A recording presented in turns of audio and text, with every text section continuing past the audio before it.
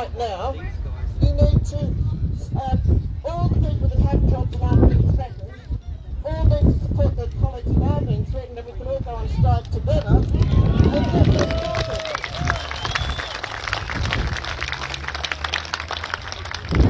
And I would just like to point out this has never been an anti-vaccination debate.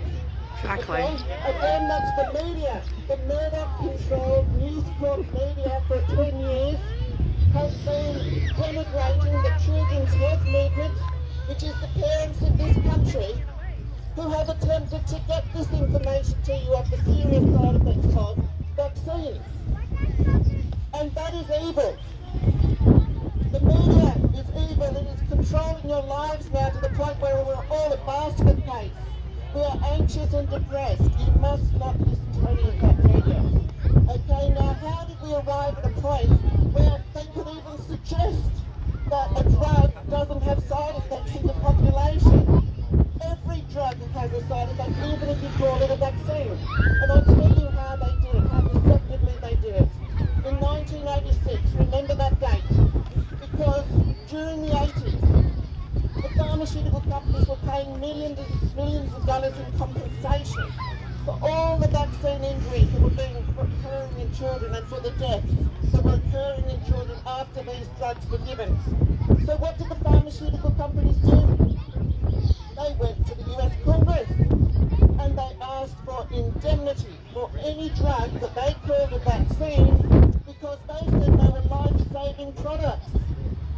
How are they life-saving products when they're killing millions of children every year and thousands of chronic illnesses that develop in children every year? Okay, that was the lie that was told. And I will say that 20 other countries have always had a vaccine injury compensation program, and they pay out millions of dollars every year still. So it's very difficult to get that compensation because you are now trying to prove that these drugs are causing it. They reversed the precautionary principle at that time. So they could then put a drug on the market after 1986 and not test it properly and not prove that it was harmlessness. That was now our job because these are life-saving drugs, apparently. But guess what? The risk of infectious diseases was reduced in all developed countries by 1950 and 60. So after 1986, any drug that went on the market then, was untested for safety and even efficacy. Let me tell you how they proved efficacy after 1986. They changed the name of infectious diseases and they called them vaccine preventable diseases. So they didn't have to provide evidence that they're effective. The media could just present it to you as vaccine preventable diseases and imply that the vaccine controlled the diseases and make you feel guilty if you didn't take it. They would say it's up to you to protect the community. Even though if you take a vaccine and you're protected, why do you need other people in the community to take that vaccine? So you have been convinced of a lot of lies. Herd immunity in the population was created by 1950 by the natural infections that were mild after the public health infrastructure was put in place. And many of those cases were also asymptomatic. In other words, you could get immunity without any symptoms. So in other words, you're not a case of disease, but you've been exposed to that virus, but it doesn't cause symptoms because you don't get sick, but you do get immunity. And now in 2020, they have reversed that to tell you that a healthy person without symptoms is now a case of disease. All of those cases that they have frightened you with, and are still frightening New South Wales with, are simply you or me that's taken a test, and if you do that test with a cycle threshold amplification of over 30, it is almost potentially 100% false positives. So you can manipulate how many positives you get when you get it, when you use the test. And across Australia they've been using this test at 40 to 45 cycles, and that is 100% false positive. And that's what they're using to frighten you in the media. And we need to get this information to Mark McGowan so he can rectify this problem immediately. Okay. And just to finish off, this is a political situation that we've got. My book, Vaccination, Australia's Loss of Health Freedom, was based on the research I did on the history of the control of infectious diseases. Because what person could get up and confidently speak to you if they didn't know what controlled the diseases? And let me put it into Professor Fiona Stanley's own words. Infectious deaths fell before widespread vaccination campaigns were used. She came to the same conclusion as me, but then she was made the head of a telephone institute that is run controlled by pharmaceutical companies, and this is the same now with the research institutions including the Trinity and Jones. So when you suppress scientific debate, and when you denigrate people like myself, academics, scientists and doctors, when they speak up, you see it's the media controlling our reputations. And that's why politicians won't speak up. We are at a really critical time in history. And when people like myself get denigrated all over the internet and even on Wikipedia where it is locked, all those lies are locked on Wikipedia, we start to keep quiet. And our mental health also is affected. And that's why many academics in this country and many doctors are too scared to stand up, and they haven't been for a long time because one, they would lose their jobs and their reputations, but two, the mental stress prevents us from making this. Okay? So we need to educate our doctors to know that they do have a choice at this point in time. Okay, now, so I'd highly recommend that you buy my book, Vaccination, Australia's Loss of Health Freedom, because this is a political situation. It's not science. They've suppressed all that science and put in political barriers to prevent the public having a voice. Note how the media doesn't give the public's voice at any of these rallies. Parents and grandparents turn up to these wonderful rallies, and we get presented as right-wing neo-Nazis. How evil they are abusing the people of this country, and Mark McGowan is currently abusing the people of this country, as is every Premier and Scott Morrison, the hypocrite. Okay? So we need to change this now.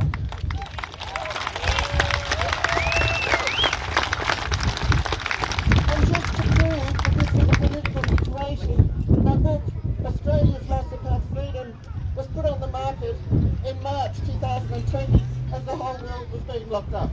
Okay, so we don't have a crystal ball. It's literally the way in which they have taken over the media. It's money is power.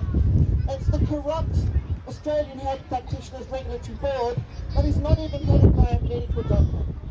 Okay, and none of our health ministers have ever had qualifications in health. You know, this is where we're at. And they are now providing health information for the whole population. What a tragedy. And so we don't have to accept this. So for the moment we can do this lawfully, and I want you to remember the website, People for Safe Vaccines. Because if there was one, we'd all use one, wouldn't we? Okay, so People for Safe Vaccines is where you can go to make sure you don't lose your jobs, and so that anyone that's coercing you to have this jab will be taken to court in the national class action that myself and lawyers and doctors are now taking through People for Safe Vaccines. That action is already up and running. And this will not cost you a lot of money to do this. There are lawyers out there that are trying to raise thousands of dollars to take this to court. But for the moment, all you have to do is sign up, and you will be given template letters with your profession, for your profession, with a position statement that the lawyers and People for Safe Vaccines will actually send on your behalf to your employer to let them know that the national class action will be submitted shortly. Okay? And let me tell you, we have just set up a page for the national action for every profession in this country. It's called, and you can Google this one, AustraliansSayNo.com. Okay, and that's People for Safe Vaccines page where all of you can go up to sign up.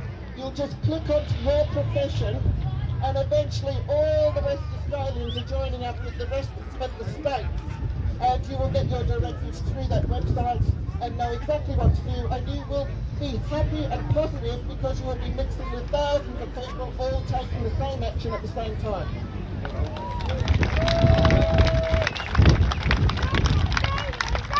And I do see hope for changing this ASAP.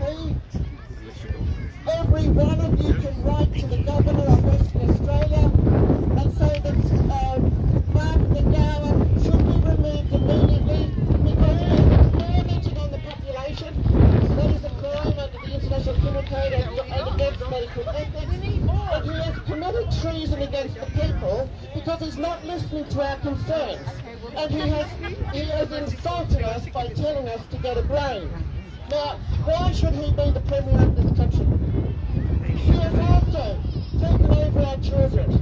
12 is not the age for a child to be choosing a drug within their bodies, particularly as you have all been deceived by pharmaceutical companies that have labelled these drugs vaccines without being required to prove safety or efficacy. And of course they're not necessary, that's why doctors can choose whether they use them or not. And guess what? The politicians in Canberra can also choose. Okay, so we are not taking the jab.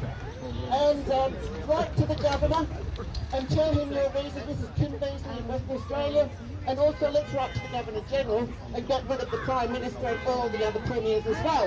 They will stop down. Okay, so that's People for Safe Vaccines, and Australians say no for your employment action. We write to the Governor and the Governor General, and every one of you has a doctor who is breaching their medical ethics, and they need to be told that because currently they only have information from the pharmaceutical companies, and they have not been told that there's no benefit to this drug, and that this drug is killing people, the clot shot we call it. Oh, and pilots are going to have the clot shot. Who wants to fly with Qantas? Not me. Forget Qantas. We'll look for an airline that cares about health, that cares about their pilots. What a beautiful man, Adam Good, New Australian of the Year. You must see that video. And also, don't forget Alex Keeley, the New South Wales policeman that stepped up. What a beautiful man. We have 2 New Australian heroes. And to every policeman here in Bunbury, I hope you're listening to the talk, because we also have cops for COVID treat and lots of police all over Australia who know that they're employed to look after the Australian people, like the parents and grandparents that have gathered here today, the law-abiding citizens. We're not here for you to come and arrest us or to cause problems. We are trying to speak to our premiers and Prime Minister, and we have been prevented. So, police, protect your own health and do what you were meant to do and protect the people by joining up for Cops for COVID Truth. You can help change this situation today.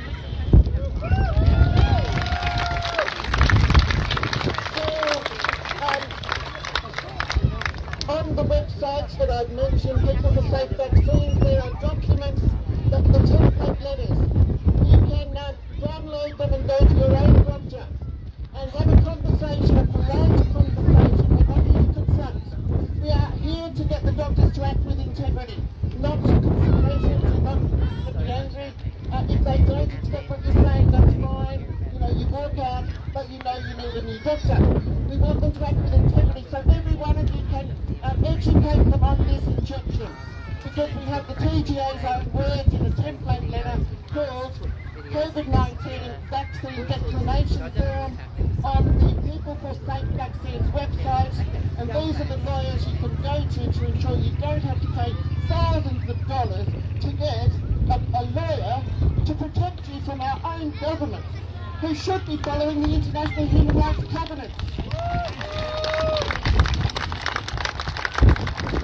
So just to finish off, if we educate our doctors, every one of you can do that, and then we want to address our mental health, because as you can imagine, my mental health isn't too great at the moment either. So, how did I deal with it? I went to my local park where we have stands in the parks, and these are actually happening not just across Australia but across the world. So I know some of you will be on Telegram where you're actually seeing real news. And how wonderful to see the millions of people coming out globally to make sure their government don't commit genocide in the population. So I went to my local park and we now have 150 people. We put, and all of you join a Telegram group so you can chat to each other, and that keeps you positive. Because in your workplaces, in Australia, a democratic country, you're no longer able to present your point of view, even if it's scientific. Even myself, unable to speak on the topic because everyone was such an expert on vaccines. They all wanted to be pro-vaxxers, and that's the end of the conversation. Because imagine being one of those anti-vaxxers. They did a good job with that label, didn't they? So I hope you can see how you've been brainwashed with labels, not with scientific evidence.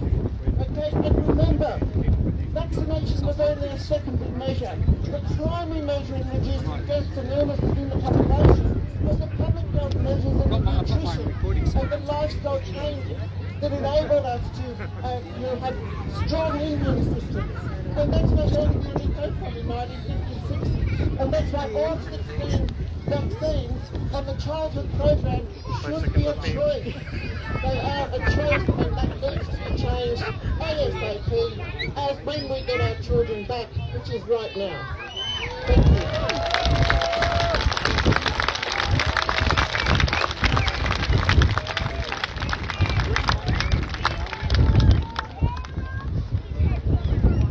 There's a Bunbury stand at the park, and it's at Anzac Park at 10 o'clock till 11 o'clock. And you can go and have a coffee and have a lovely chat with people that understand exactly what we're talking about.